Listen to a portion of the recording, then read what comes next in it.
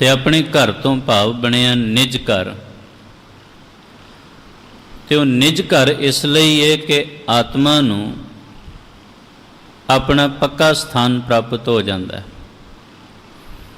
ਜਿੱਥੋਂ ਆਤਮਾ ਆਈ ਹੈ ਤੇ ਜਿੱਥੇ ਆਤਮਾ ਜਾਂਦੀ ਹੈ, ਸੌਖੀ ਭਾਸ਼ਾ ਵਿੱਚ ਇਹਨੂੰ ਨਿਜ ਘਰ ਕਹਿ ਸਕਦੇ ਹਾਂ, ਜਿਸ ਨੂੰ ਕਿ ਮਹਾਰਾਜ ਸਾਨੂੰ ਰੋਜ਼ਾਨਾ ਇਹ ਸਮਝਾਉਂਦੇ ਨੇ ਵੀ ਹਰ ਇੱਕ ਵਿਅਕਤੀ ਨੇ ਨਿਜ ਘਰ ਮਹਿਲ ਪਾਵੋ ਸੁਖ ਸਹਿਜੇ, ਬਹਰ ਨਾ ਹੋਏ ਗੁਫੇਰਾ। ਜਦੋਂ ਨਿਜ ਘਰ ਵਿੱਚ ਪਹੁੰਚਣ ਦੀ ਵਾਰਤਾ ਚੱਲਦੀ ਹੈ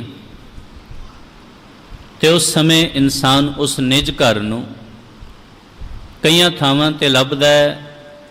ਕਈ ਸੋਚਦੇ ਨੇ ਜਿੱਥੇ ਰੱਬ ਰਹਿੰਦਾ ਉਹ ਨਿਜ ਘਰ ਹੈ, ਹਕੀਕਤ ਹੈ, ਪਰ ਕਈਆਂ ਨੇ ਮੰਨ ਲਿਆ ਮੱਕਾ ਰੱਬ ਦਾ ਘਰ ਹੈ, ਕਿਸੇ ਨੇ ਮੰਨਿਆ ਕੋਈ ਤੀਰਥ ਸਥਾਨ ਰੱਬ ਦਾ ਘਰ ਹੈ। ਅਲੱਗ-ਅਲੱਗ ਤਰੀਕੇ ਦੇ ਨਾਲ ਉਸ ਨਿਜ ਘਰ ਦੀ ਪਰਿਭਾਸ਼ਾ ਨੂੰ ਦੁਨੀਆ ਨੇ ਤੈਅ ਕੀਤਾ, ਪਰ ਉਹ ਘਰ ਵੀ ਤੇ ਐਸਾ ਹੈ ਨਾ ਜਿਸ ਘਰ ਦੀ ਬਣਾਵਟ, ਜਿਸ ਘਰ ਦੀ ਬਣਤਰ ਮਨੁੱਖੀ ਸੋਚ ਤੋਂ ਪਰੇ ਹੈ। ਮਹਾਰਾਜ ਨੇ ਇਸ ਪ੍ਰਥਾਏ ਬਚਨ ਬਾਣੀ ਵਿੱਚ ਲਿਖਿਆ ਹੈ, ਅਦਮ ਚੰਡਾਲੀ ਭਈ ਬ੍ਰਾਹਮਣੀ, ਸੂਦੀ ਤੇ ਸ੍ਰਿਸ਼ਟਾਈ ਰੇ, ਪਾਤਾਲੀ ਆਕਾਸ਼ੀ ਸਖਣੀ, ਲਹਿਬਰ ਬੂਝੀ ਖਾਈ ਰੇ। ਹੁਣ ਪ੍ਰਭਾਵ ਇਹ ਲਿਖਿਆ ਕਿ ਜੋ ਮਤ ਚੰਡਾਲ ਵਰਗੀ ਬਣ ਚੁੱਕੀ ਸੀ ਉਹ ਬ੍ਰਾਹਮਣੀ ਵਰਗੀ ਸਿਆਣੀ ਹੋ ਗਈ ਹੈ। ਸੰਸਾਰ ਵਿੱਚ ਜਦੋਂ ਅਸੀਂ ਕਿਸੇ ਦਾ ਹੱਕ ਮਾਰਨ ਦੀ ਸੋਚ ਲੈਂਦੇ ਹਾਂ, ਉਹ ਮਤ ਚੰਡਾਲ ਵਰਗੀ ਮਤ ਹੈ, ਕਿਉਂਕਿ ਬੰਦਾ ਮਾਰਿਆ ਤੇ ਦੁਨੀਆ ਦਾ ਚੰਡਾਲ, ਔਰ ਕਿਸੇ ਦਾ ਹੱਕ ਮਾਰਿਆ ਤੇ ਮਤ ਕਰਕੇ ਚੰਡਾਲ। ਖੈਰ ਸੰਖੇਪ ਵਿੱਚ ਅਰਜ਼ ਕਰਾਂ ਕਿਉਂਕਿ ਕੱਲ ਤੋਂ ਵੀ ਇਹ ਵਿਸ਼ਾ ਜਾਰੀ ਹੈ।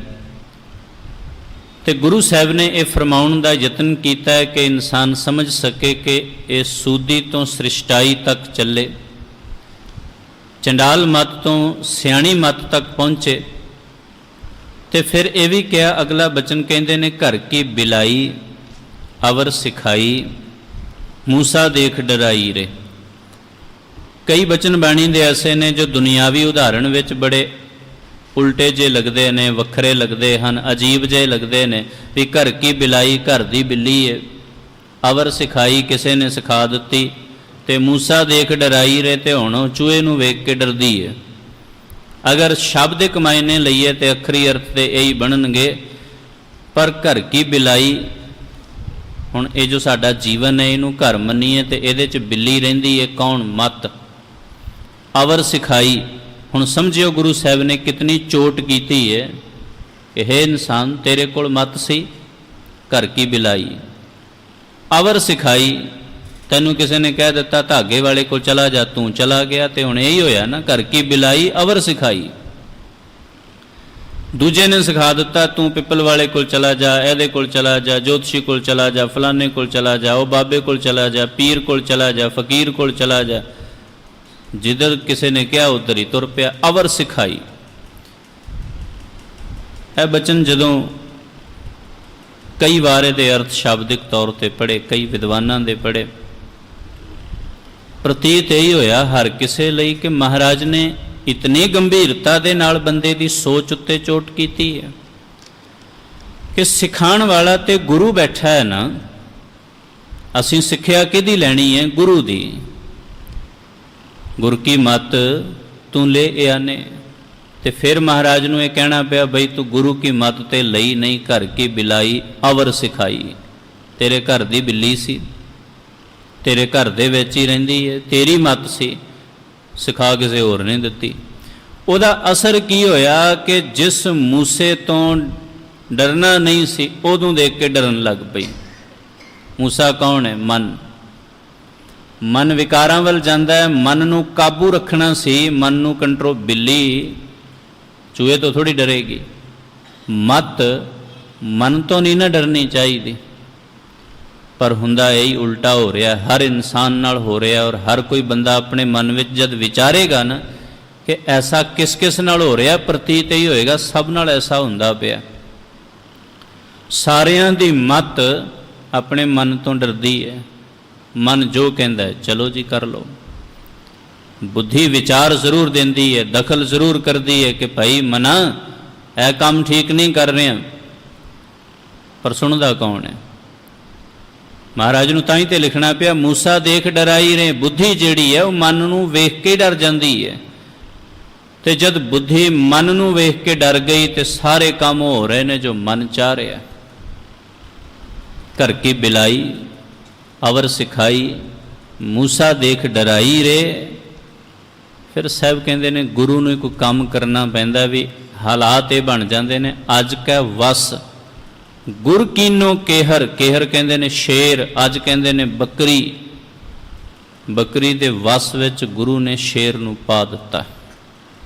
ਮਤ ਬੱਕਰੀ ਵਰਗੀ ਬਣ ਗਈ ਸੀ, ਮਤ ਕਮਜ਼ੋਰ ਜੀ ਬਣ ਗਈ ਸੀ, ਮਤ ਮਜ਼ਲੂਮ ਬਣ ਗਈ ਸੀ। ਮਤ ਨੇ ਹੱਥ ਖੜੇ ਕਰ ਦਿੱਤੇ ਸਨ ਕਿ ਮੇਰੇ ਕੋਲੋਂ ਕੁਝ ਨਹੀਂ ਹੋ ਰਿਹਾ, ਲੇਕਿਨ ਗੁਰੂ ਨੇ ਮਤ ਨੂੰ ਇੰਨਾ ਮਜ਼ਬੂਤ ਬਣਾ ਦਿੱਤਾ ਕਿ ਅੱਜ ਕੈ ਵਸ ਗੁਰ ਕੀਨੋ ਕੇਹਰ। ਜਿਹੜਾ ਸ਼ੇਰ ਬਣ ਚੁੱਕਾ ਸੀ ਮਨ, ਉਹ ਗੁਰੂ ਨੇ ਮਤ ਦੇ ਵਸ ਵਿੱਚ ਪਾ ਦਿੱਤਾ।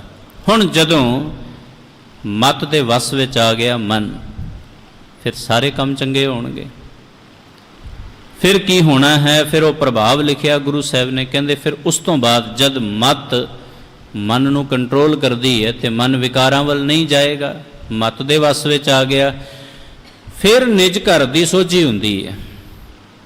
ਹੁਣ ਉਸ ਨਿਜ ਘਰ ਤੱਕ, ਇਸੇ ਲਈ ਉਸ ਵਿਚਾਰ ਨੂੰ ਕੱਲ੍ਹ ਤੋਂ ਅੱਜ ਦੇ ਤੱਕ ਆਪ ਜੀ ਨਾਲ ਸਾਂਝ ਕਰਨ ਦਾ ਬਚਨ ਰੱਖਿਆ ਸੀ, ਕਿਉਂਕਿ ਕੁਝ ਵਿਚਾਰਾਂ ਸਨ ਜੋ ਆਪ ਜੀ ਨਾਲ ਜ਼ਰੂਰ ਸਾਂਝੀਆਂ ਕਰਨੀਆਂ ਸਨ। ਨਿਜ ਘਰ ਦੇ ਸੰਬੰਧ ਵਿੱਚ ਬੜਾ ਔਖਾ ਲੱਭਣਾ। ਫਿਰ ਸਾਹਿਬ ਕਹਿੰਦੇ ਨੇ ਕਿ ਇਸ ਤਰੀਕੇ ਨਾਲ ਇਹ ਨਿਜ ਘਰ ਤੱਕ ਪਹੁੰਚ ਹੁੰਦੀ ਹੈ ਕਿ ਜਦੋਂ ਅਸੀਂ ਮਤ ਨੂੰ ਬੜੇ ਸੁਚੱਜੇ ਢੰਗ ਦੇ ਨਾਲ ਤਗੜਿਆਂ ਬਣਾ ਕੇ ਅੱਗੇ ਤੋਰਦੇ ਹਾਂ, ਫਿਰ ਕੀ ਹੋਏਗਾ?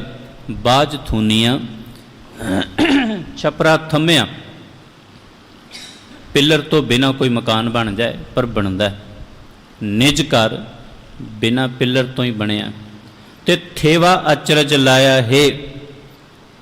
ਥੇਵਾ ਕਹਿੰਦੇ ਨੇ ਇਹ ਅਰਬੀ ਭਾਸ਼ਾ ਦਾ ਲਫ਼ਜ਼ ਹੈ ਨਗ, ਬਹੁਤ ਸੋਹਣਾ ਜਦ ਚੜਿਆ ਹੋਵੇ। ਹੁਣ ਬਿਨਾ ਥੰਮਾਂ ਤੋਂ ਛਪਰਾ ਥੰਮ ਦਿੱਤਾ। ਛਪਰਾ ਯਾਨੀ ਇੱਕ ਝੌਂਪੜੀ ਬਣਾ ਦਿੱਤੀ, ਇੱਕ ਘਰ ਬਣਾ ਦਿੱਤਾ, ਤੇ ਉਹਦੇ 'ਚ ਇੱਕ ਅਸਚਰਜਤਾ ਭਰਿਆ ਨਗ ਲਗਾ ਦਿੱਤਾ। ਬਣਾਈ ਜਦ ਛਪਰੀ ਹੈ, ਫਿਰ ਨਗ ਕਿਵੇਂ? ਛਪਰੀ ਇਸ ਲਈ ਕਾਇਆ ਗੁਰੂ ਸਵਾਰਿਓ ਕਦੇ ਵੀ ਫਨਾਹ ਹੋ ਜਾਣੀ ਹੈ। ਨਗ ਹੈ ਉਹ ਪ੍ਰਮਾਤਮਾ ਦੀ ਜੋਤ, ਉਹ ਰੱਬ ਨੇ ਟਿਕਾ ਦਿੱਤੀ ਹੈ ਸਰੀਰ ਵਿੱਚ। ਬਾਝ ਥੂਨੀਆਂ ਛਪਰਾ ਥੰਮਿਆ, ਨੀ ਘਰਿਆ ਘਰ ਪਾਇਆ ਰੇ। ਜਿਹੜੇ ਬੇਘਰ ਤੁਰੇ ਫਿਰਦੇ ਸਨ ਉਹਨਾਂ ਨੂੰ ਨਿਜ ਘਰ ਮਿਲਿਆ। ਅੱਜ ਜੋ ਜੋਨਾਂ ਵਿੱਚ ਆਪਾਂ ਫਿਰਦੇ ਹਾਂ ਨਾ, ਇਹ ਸਭ ਬੇਘਰ ਨੇ। ਨਿਜ ਘਰ ਥੋੜ੍ਹੀ ਹੈ ਉਹ। ਕਈ ਜਨਮ ਬੈ ਕੀਟ ਪਤੰਗਾ, ਕਈ ਜਨਮ ਗਜਮੀਨ ਕੁਰੰਗਾ, ਕਈ ਜਨਮ ਪੰਖੀ ਸਰਪ ਹੋਇਓ। ਇਹ ਕਿਸੇ ਦਾ ਨਿਜ ਘਰ ਨਹੀਂ ਹੈ, ਸਭ ਬੇਘਰ ਨੇ। ਸਾਰੀਆਂ ਆਤਮਾਵਾਂ ਨੂੰ ਸਜ਼ਾ ਮਿਲੀ ਹੋਈ ਹੈ, ਸਾਰੇ ਭਟਕ ਰਹੇ ਨੇ, ਕੋਈ ਕਿਸੇ ਜ਼ੋਨ ਵਿੱਚ, ਕੋਈ ਕਿਸੇ ਜ਼ੋਨ ਵਿੱਚ। ਇਸੇ ਲਈ ਬਾਬਾ ਫਰੀਦ ਸਾਹਿਬ ਨੇ ਵੀ ਕਿਹਾ ਹੈ, ਫਰੀਦਾ ਗੋਰ ਨਿਮਾਣੀ ਛੱਡ ਕਰੇ ਨੀ ਘਰਿਆ ਘਰ ਆਓ। ਸੰਤ ਮੂਏ ਕਿਆ ਰੋਈਐ ਜੋ ਆਪਣੇ ਗ੍ਰਹਿ ਜਾਏ। ਆਪਣੇ ਗ੍ਰਹਿ ਤੇ ਨਿਘਰ ਕੌਣ ਹੈ, ਬੇਘਰ ਕੌਣ ਹੈ? ਹਰ ਉਹ ਬੰਦਾ ਬੇਘਰ ਹੈ ਜਿਹੜਾ ਉਸ ਪਰਮਾਤਮਾ ਦੇ ਘਰ ਤੱਕ ਨਹੀਂ ਜਾ ਸਕਿਆ। ਤੇ ਪੰਚਮ ਪਾਤਸ਼ਾਹ ਜੀ ਲਿਖ ਰਹੇ ਨੇ, ਨੀ ਘਰਿਆ ਕਰ ਪਾਇਆ ਰੇ, ਬਿਨ ਜੜੀਏ ਲੈ ਜੜਿਓ ਜੜਾਵਾ ਥੇਵਾ ਅਚਰਜ ਲਾਇਆ ਰੇ।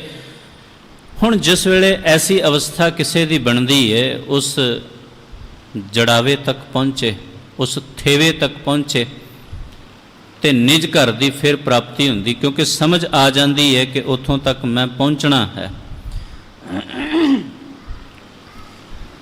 ਇੱਕ ਹੋਰ ਪ੍ਰਭਾਵ, ਲੋਕ ਕਹਿਣਗੇ ਜੀ ਦੇਖੋ ਘਰ ਭਾਵੇਂ ਕਿਸੇ ਦਾ ਹੋਵੇ, ਜਦ ਅਸੀਂ ਕਿਸੇ ਮੁਹੱਲੇ 'ਚ ਵੜਦੇ ਹਾਂ, ਕਈ ਵਾਰ ਐਸਾ ਹੁੰਦਾ ਜਿਵੇਂ ਅਗਰ ਰੋਡ ਵਿੱਚ ਐਂਟਰੀ ਕਰ ਵੀ ਗਏ ਨਾ, ਤੇ ਨੰਬਰ ਵੀ ਸਾਨੂੰ ਪਤਾ ਹੋਵੇ, ਲੇਕਿਨ ਨੰਬਰ ਦੇ ਨਾਲ ਹੁਣ ਐਡਰੈਸ ਉੱਤੇ ਨੰਬਰ ਲਿਖਿਆ ਮਕਾਨ ਦਾ, ਲੇਕਿਨ ਮਕਾਨ ਨੰਬਰ ਹੁਣ A ਹੈ, B ਹੈ, ਫਸਟ ਫਲੋਰ ਹੈ, ਸੈਕੰਡ ਫਲੋਰ ਹੈ, ਇਹ ਵੀ ਤੇ ਨਹੀਂ ਨਾ ਪਤਾ ਹੁੰਦਾ। ਇਹ ਤੇ ਫਿਰ ਲਾਗੇ ਜਾ ਕੇ ਹੀ ਪੁੱਛਣਾ ਪੈਂਦਾ ਕਿਸੇ ਨੂੰ। रोड तक पहुँच गए, घर के सामने खड़े हैं, पर फिर भी नहीं पता हुंदा कि किहड़े फ्लोर च वड़ना। हुण इस बाबत महाराज का एक बचन सतगुर पातशाह जी कहिंदे ने कि वो तो है ही रब का घर ना, बड़ा अगम। एक बंदे का घर लभना औखा, रब का घर फिर कित्थे सौखा लभ जाएगा। तो सतगुरां ने फिर लिखिया, कहंदे अगम रूप का मन में थाना, गुर प्रसाद किने विरले जाना। सहज कथा के अमृत कुंटा, जिसे प्राप्त तिसले पुंचा। अनहद बाणी थान निराला, वो तो निराली थान है। ताकि धुन मोहे गोपाला, आखिरी पंक्ति साहब कहते ने, हरख अनंत सोग नहीं बीया। रब दे घर विच किसी दे घर जाइए, कहंदा अगर अंदर खुशियां मना रहे ने तो ढोल ढमके की आवाज़ आएगी, जे उदास ने तो गमगीन शांति रहेगी। पर रब का घर होएगा तो कुछ पहचान वक्री है। कहंदे हरख अनंत सोग नहीं बीया, सो घर गुर नानक को दिया। एक बारी प्यार नाल आखो सतनाम। रब ने वो घर, उहदा एड्रैस, वो थां गुरु नानक नूं दे दित्ती है। साडे हत्थ विच एड्रैस नहीं है, असीं सिर्फ एक भुले भुलेखे संसार विच भटक रहे हैं। निज घर तक जाण लई गुरु नानक दा लड़ पकड़ना पएगा। तो यह भी गुरु सवारियो कोई कोई गाइड ऐसा मिलता जे जिहड़ा कहंदा चल भाई मैं तैनूं लैके चलना। तो गुरु नानक साहब महाराज तो तुसीं जाणदे हो इतिहास। लैणा जी ने पूछया भी मैं नानक तपा जी नूं मिलना है, तो उन्हां दी लगाम पकड़ के आप ही लैके गए ने। तो जे निज घर वास्ते गुरु नानक दा लड़ किसी ने फड़िया तो गुरु ने उत्थे पहुँचा देना है। यतन साडा अपना होना चाहिए। जे असीं ये कोशिश कीती तो फिर उस निज घर तक साड़ी पहुँच बड़ी आसानी दे नाल हो सकती है, क्योंकि अपनी मनमर्जी अनुसार नहीं, गुरु दे हुक्म विच ही उस घर तक पहुँच हो सकेगी। जिन्हें ने जानिया है, जिन्हें ने समझिया है, उहदे वास्ते ये जरूरी है कि हुण उस घर तक जब पहुँचना है तो ये बचन शायद पहलों भी आप नाल साझे कीते ने, विशा बनिया तो अर्ज कर रहे हैं। साहब कहते ने नौ दर ठाके धावत रहाए। जो आनंद साहब की विचार चल रही सी, शायद उदों विचार सामने आई सी। हर जीओ गुफा अंदर रख के वाजा पवन वजाया, नौ द्वारे प्रगट किए, 10वां गुप्त रखाया। वो जो 9 द्वारे ने ना, 2 अखां ने, 2 कन हन, नासका जुबान ते जनन इंद्रियां, ये 9 दरवाजे जिहड़े ने इन्हां नूं बंद रखना। बंद तो भाव है अखां माड़ा ना वेखण, कन माड़ा ना सुनन, नासका वासना च ना होवे, जुबान निंदा ना करे, माड़ा ना बोले, माड़े रसां विच ना फसे, कुकर्म ना होण इंसान कोलों। ते जदों ये 9 द्वारे रुक गए विकारां वल्लों, 9 दर ठाके, ठाके रोक ला देनी, धावत रहाए, ये दौड़न ना विकारां वल। तो फिर की होएगा, 10वें निज घर वासा पाए, उत्थे फिर 10वें निज घर विच फिर वासा प्राप्त होएगा। इसलिए कबीर जी जिस घर की गल कर रहे ने, वो घर है ही ऐसा है जिथे जाके इंसान महसूस करता है कि हाँ हुण मैं अपने निज घर विच पहुँच गया। हुण एक अखीरी गल होर सांझी करा, घर पहुँच गए, जगह भी मिल गई, रस्ता भी मिल गया, सब कुछ प्राप्त हो गया, लेकिन अगे ताला लगा होवे ते जाहिर जी गल है, घर जिन्ना कीमती समान पिया होएगा उन्ना वड्डा ताला लगना। साम संभाल तो उस हिसाब नाल होएगी ना। ये तो है नहीं भी रब का घर है, जब असी अपना सधारण जिहा घर भी खुला छड्ड के नहीं जाण नूं तैयार, तो रब एवें अपना घर खुला थोड़ी छड्ड देगा, वो भी तो ताला लाएगा ही, वो भी तो बंद करेगा घर नूं।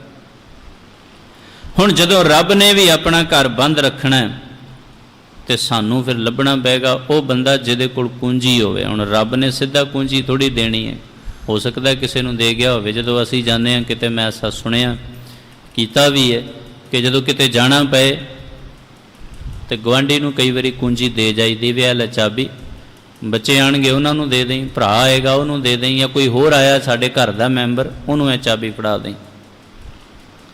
किसी जानकार नूं चाबी दे जाईदी है। तो परमात्मा ने गुरु सवारियो ऐसा किया। मैं बचन पढ़ देना, सतगुरु साहब ने फरमाया कहने लगे गुर कुंजी पाहू निवल मन कोठा तन छत।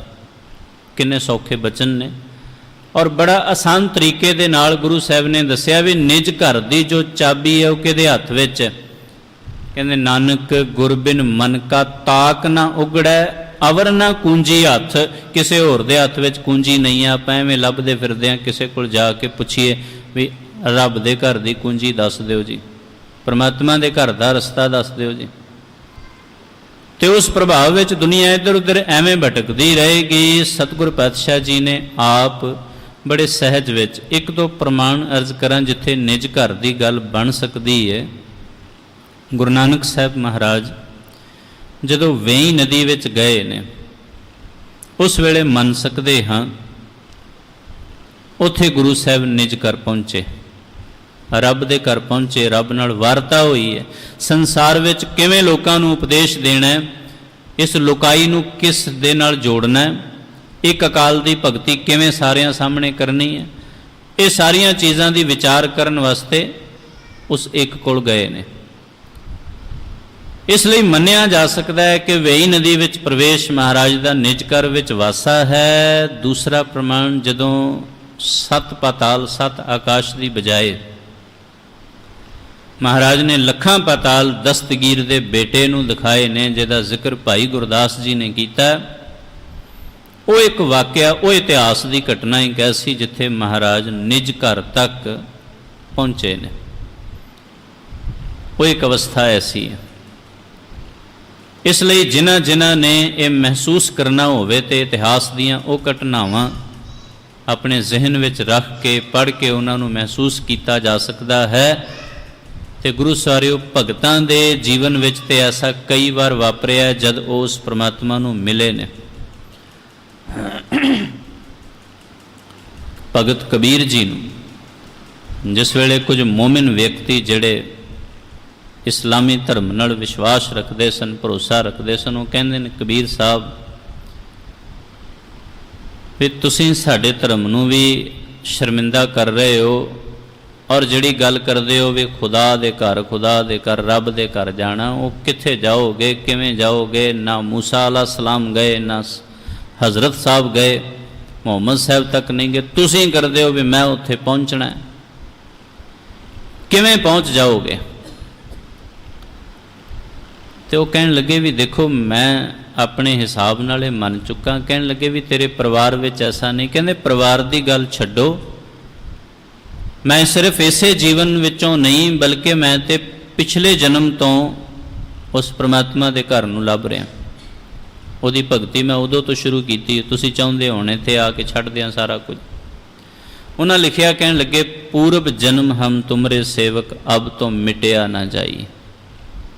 तो हुण वेखो निज घर की गल उन्हें भी की, कहते तेरे द्वारा धुन सहज की भी हे परमात्मा पिछले जन्म तो तेरी भगती कर रहे हैं, तो जिहड़े तेरे द्वारे उत्ते जिहड़ी सहज की धुन वजदी है ना, तेरे द्वारा धुन सहज की माथे मेरे दगाई। कहते वो मेरे मत्थे विच आके रोज़ सुनाई देंदी है, रोज़ तेरे दर तो मैनूं इंज लगदा है तू आवाज़ां पिया मारदा है। हुण ये जो सहज धुन है ना, जद नाम की धुन विच जुड़ांगे तां रब दे उस द्वारे की सहज धुन प्राप्त होएगी। भगतां ने किड्डे किड्डे तगड़े भेद लिखे ने। जद तक बाणी नूं असीं परंपरा के तौर पर पढ़ांगे ना वो आनंद नहीं आएगा। बाणी पढ़दियां पढ़दियां किसी एक पंक्ति की विचार विच खो गए और उहदी तह तक जाण दा उपराला कीता, फिर महसूस होएगा कि महाराज ने सानू कहा की है। नहीं तो दोनों वक्त जिहड़ी विचार चल रही है ना, दोनों वक्त नितनेम बाणी विच रह रस विच भी जपजी विच भी महाराज ने कहा है सोदर तेरा केहा सो कर केहा, रह रस विच ते सोदर केहा सो कर केहा ये जपजी विच। दोनों वक्त महाराज ने समझाया है भी गुरसिखा रब दा घर ना भुल जाई, ਉਹਦੇ ਨਾਲ ਕਿਸੇ ਨਾ ਕਿਸੇ तरह जुड़िया रही। तो फिर वो कहते ने तेरे द्वारा धुन सहज की माथे मेरे दगाई। कहते हुण वो धुन तेरे दर दी मेरे मत्थे ते दागी गई है। कहते जो दाग दिता जाए, दाग देना की हुंदा, लोहे की मोहर गर्म करके मत्थे ते ला दी जाती है। ਜਾਂ ਸਰੀਰ ਦੇ ਕਿਸੇ ਅੰਗ ਤੇ ਉਹ ਨਿਸ਼ਾਨ ਬਣ ਜਾਂਦਾ ਹੈ। ਤੇ ਕਹਿੰਦੇ ਜਦੋਂ ਹੁਣ ਪ੍ਰਮਾਤਮਾ ਤੇਰੇ ਦਰ ਦਾ ਭਗਤ ਹਾਂ, ਦਾਗਿਆ ਹੋਇਆ ਭਗਤ ਹਾਂ, ਮੋਹਰ ਲੱਗ ਚੁੱਕੀ ਹੈ। ਦਾਗੇ ਹੋਏ ਸੋ ਰਣ ਮੈਂ ਜੂਝੈ, ਬਿਨ ਦਾਗੇ ਭਾਗ ਜਾਈ। ਕਹਿੰਦੇ ਮੈਂ ਤੇ ਰੱਬਾ ਦਾਗਿਆ ਹੋਇਆ ਹਾਂ, ਮੈਂ ਹੁਣ ਪਿੱਛੇ ਵੀ ਨਹੀਂ ਹਟ ਸਕਦਾ। ਜਿਹੜੇ ਹੋਰ ਨੇ ਨਿਗੁਰੇ ਇਨਸਾਨ ਉਹ ਭਾਵੇਂ ਜਾ ਸਕਦੇ ਨੇ, ਉਹ ਭਾਵੇਂ ਪਿੱਛੇ ਹਟ ਸਕਦੇ ਨੇ।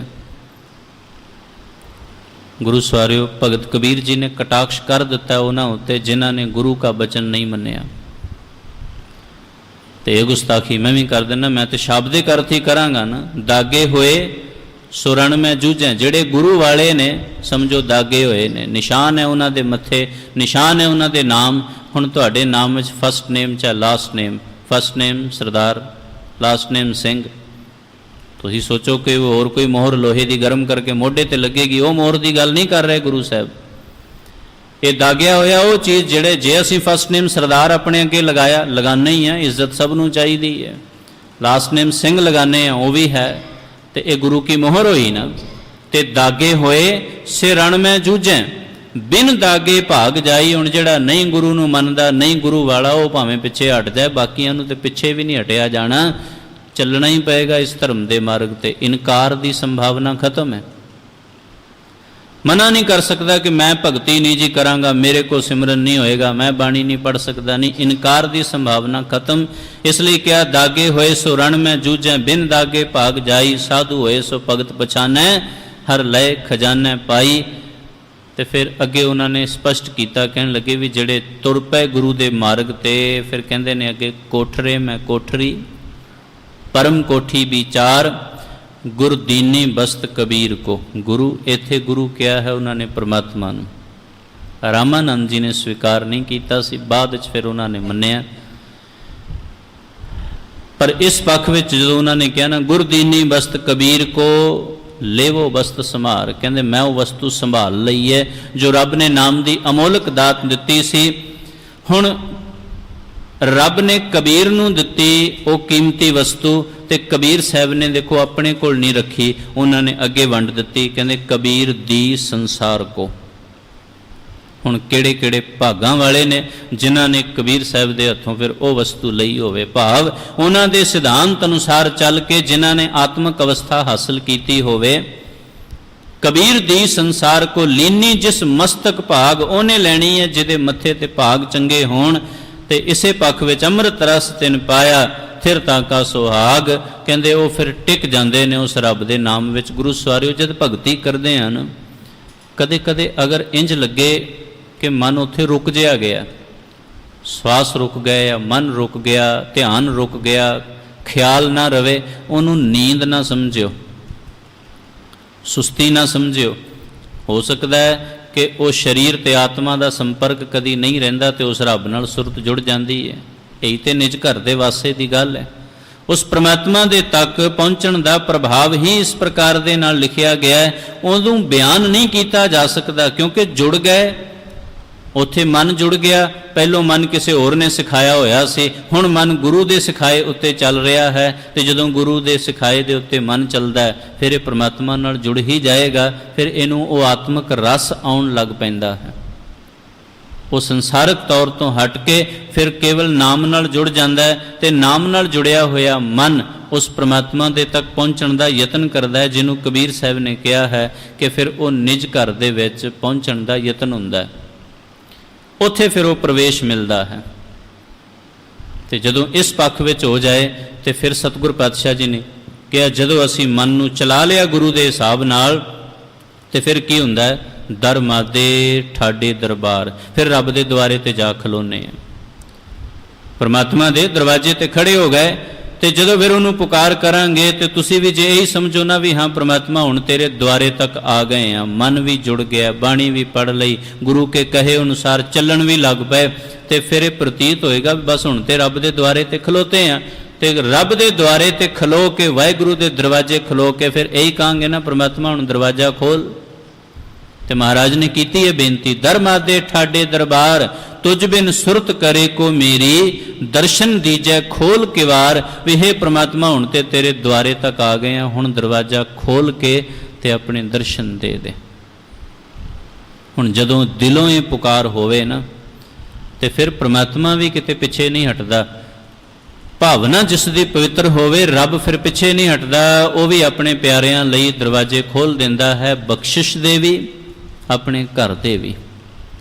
ਸਾਰੀਆਂ ਰਹਿਮਤਾਂ ਫਿਰ ਆਪਣੇ ਆਪ ਪ੍ਰਾਪਤ ਹੁੰਦੀਆਂ ਹਨ। ਇਸ ਲਈ ਗੁਰੂ ਸਵਾਰਿਓ, ਜਦ ਉਸ ਦੇ ਦਰ ਤੇ ਪਹੁੰਚਾਂਗੇ ਤੇ ਉਹ ਪ੍ਰਮਾਤਮਾ ਤੇ ਦਰਵਾਜ਼ੇ ਖੋਲ੍ਹਣ ਨੂੰ ਤਿਆਰ ਹੈ, ਔਰ ਉਹਨੇ ਫਿਰ ਅੰਦਰ ਲੈ ਲੈਣਾ। ਜਦੋਂ ਉਸਨੇ ਕਿਤੇ ਆਪ ਉਸ ਅਵਸਥਾ ਤੱਕ ਪਹੁੰਚਾਇਆ, ਜਿਵੇਂ ਕਬੀਰ ਸਾਹਿਬ ਨੇ ਕਿਹਾ, ਫਿਰ ਦਰਵਾਜ਼ੇ ਅੰਦਰ ਜਾ ਕੇ ਕੀ ਹੋਏਗਾ। ਰੱਬ ਦੇ ਘਰ ਤੱਕ ਪਹੁੰਚੇ, ਬੇਨਤੀ ਕੀਤੀ, ਰੱਬਾ ਦਰਵਾਜ਼ਾ ਖੋਲ। ਰੱਬ ਨੇ ਦਰਵਾਜ਼ਾ ਖੋਲ ਦਿੱਤਾ। ਸਵਾਗਤ ਪ੍ਰਮਾਤਮਾ ਕਿਵੇਂ ਕਰਦਾ ਹੈ ਭਗਤਾਂ ਦਾ, ਕਹਿਣ ਲੱਗੇ ਅਬ ਤੋਂ ਜਾਏ ਚੜ੍ਹੇ ਸਿੰਘਾਸਨ। ਜਿੱਥੇ ਰੱਬ ਬੈਠਦਾ ਉੱਥੇ ਹੀ ਪ੍ਰਮਾਤਮਾ ਬਿਠਾਉਂਦਾ ਆਪਣੇ ਭਗਤਾਂ ਨੂੰ। ਇੱਕ ਵਾਰੀ ਪਿਆਰ ਨਾਲ ਆਖੋ ਸਤਨਾਮ। ਸੁਰਤ ਕਰਕੇ ਹਰ ਬੰਦਾ ਰੱਬ ਦੇ ਸਿੰਘਾਸਨ, ਕਿਉਂਕਿ ਲੀਨ ਉਸੇ ਵਿੱਚ ਹੋਣਾ ਹੈ। ਉਹਨੇ ਵੱਖਰਾ ਸਿੰਘਾਸਨ ਜਾਂ ਵੱਖਰੀ ਕੋਈ ਕੁਰਸੀ ਨਹੀਂ, ਜਾਂ ਆਪਣੇ ਤੋਂ ਹੇਠਾਂ ਕੋਈ ਜਗ੍ਹਾ ਨਹੀਂ ਬਣਾਈ। ਜਦ ਉਸਦੇ ਪਿਆਰੇ ਉਹਦੇ ਤੱਕ ਪਹੁੰਚਦੇ ਨੇ, ਦਰਵਾਜ਼ਾ ਖੋਲ੍ਹਦਾ ਹੈ, ਅੰਦਰ ਜਾਂਦੇ ਨੇ, ਰੱਬ ਦੇ ਘਰ ਪਹੁੰਚੇ, ਤੇ ਫਿਰ ਤੇ ਜਾ ਕੇ ਅਬ ਤੋਂ ਜਾਏ ਚੜ੍ਹੇ ਸਿੰਘਾਸਨ। ਮਿਲੇ ਹੈ ਸਾਰੰਗ ਪਾਣੀ ਰਾਮ ਕਬੀਰਾ, ਏਕ ਭਏ ਹੈ ਕੋਈ ਨਾ ਸਕੈ ਪਛਾਨੀ। ਫਿਰ ਤੇ ਇੱਕ ਮਿਕਤਾ ਪ੍ਰਾਪਤ ਹੋ ਜਾਂਦੀ ਹੈ, ਉਹ ਹੈ ਨਿਜ ਘਰ। ਤੇ ਜਿਨ੍ਹਾਂ ਨੇ ਨਾਮ ਜਪਿਆ, ਭਗਤੀ ਕੀਤੀ, ਉਸ ਨਿਜ ਘਰ ਤੱਕ ਪਹੁੰਚਦੇ ਨੇ, ਭਾਵ ਉਸ ਵਿੱਚ ਲੀਨ ਹੋਣਾ। ਹੁਣ ਜਿਹੜਾ ਰੱਬ ਵਰਗਾ ਹੋ ਗਿਆ, ਰੱਬ ਵਿੱਚ ਲੀਨ ਹੋ ਗਿਆ, ਪਰਮਾਤਮਾ ਦੇ ਘਰ ਤੱਕ ਪਹੁੰਚ ਗਿਆ, ਉਹਦੇ ਲਈ ਕੋਈ ਕਿਉਂ ਰੋਵੇ। ਇਹ ਗੱਲ ਕਬੀਰ ਸਾਹਿਬ ਸਮਝਾਉਣਾ ਚਾਹ ਰਹੇ ਨੇ। ਬਈ ਸੰਤ ਮੂਏ ਕਿਆ ਰੋਈ ਹੈ, ਜੋ ਆਪਣੇ ਗ੍ਰਹਿ ਜਾਏ। ਉਹ ਤਾਂ ਆਪਣੇ ਘਰ ਪਹੁੰਚ ਗਿਆ ਨਾ, ਤੇ ਜਦ ਘਰ ਪਹੁੰਚ ਗਿਆ ਤੇ ਇਹ ਤੇ ਗੁਰੂ ਸਵਾਰਿਓ ਫਿਰ ਵੱਡੇ ਭਾਗਾਂ ਵਾਲੀ ਅਵਸਥਾ ਹੋਈ, ਰੋਣ ਵਾਲੀ ਤੇ ਕੋਈ ਨਹੀਂ। ਇਹ ਤੇ ਅਸੀਂ ਵੀ ਆਪਣੇ ਮਨ ਨੂੰ ਇਕਾਗਰ ਕਰਕੇ ਇਹ ਕਹੀਏ ਨਾ, ਬੇਨਤੀ ਕਰੀਏ ਵੀ ਪ੍ਰਮਾਤਮਾ ਹੁਣ ਤੇ ਸਾਡੇ ਮਨ ਵਿੱਚ ਵੀ ਇਹ ਉਮੀਦ ਬਣੀ ਹੈ, ਹਉ ਤੁਮਰੀ ਕਰੋ ਨਿਤ ਆਸ ਪ੍ਰਭ ਮੋਹੇ ਕਬ ਗੱਲ ਲਾਵੇਂਗੇ। ਵਾਹਿਗੁਰੂ ਕਬੀਰ ਸਾਹਿਬ ਨੂੰ ਤੇ ਤੂੰ ਸਿੰਘਾਸਨ ਤੇ ਬਿਠਾ ਲਿਆ, ਉਹ ਤੇ ਤੇਰੇ ਦਰ ਤੱਕ ਪਹੁੰਚ ਗਏ। ਹੁਣ ਤੇ ਸਾਡੇ ਮਨ ਵਿੱਚ ਵੀ ਤਾਂਘ ਪੈਦਾ ਹੋਈ ਹੈ ਕਿ ਅਸੀਂ ਵੀ ਪ੍ਰਮਾਤਮਾ ਹੁਣ ਤੇਰੇ ਤੱਕ ਆਉਣਾ ਚਾਹੁੰਦੇ ਹਾਂ, ਤੇਰੇ ਗਲੇ ਲੱਗਣਾ ਚਾਹੁੰਦੇ ਹਾਂ। ਤੇ ਗੁਰੂ ਸਵਾਰਿਓ, ਜੇ ਰੱਬ ਦੇ ਚਰਨਾਂ 'ਚ ਐਸੀ ਬੇਨਤੀ ਕਰਨੀ ਹੋਵੇ ਤੇ ਸਾਰੇ ਹੁਣ ਮਨੋਵਿਰਤੀਆਂ ਕਰੋ ਇਕਾਗਰ, ਤੇ ਮਨ ਵਿੱਚ ਇਹ ਪੁਕਾਰ ਰੱਖ ਕੇ ਵਾਹਿਗੁਰੂ ਤੇਰੇ ਦੀਦਾਰ ਕਰਨੇ ਹਨ, ਉਹਦੇ ਦਰ ਤੱਕ ਪਹੁੰਚ ਕਰਨੀ ਹੈ। ਸੋ ਉਸ ਦੀ ਪੁਕਾਰ ਵਾਸਤੇ ਆਓ ਸਾਰੇ ਮਨੋਵਿਰਤੀਆਂ ਜੋੜਦੇ ਹੋਏ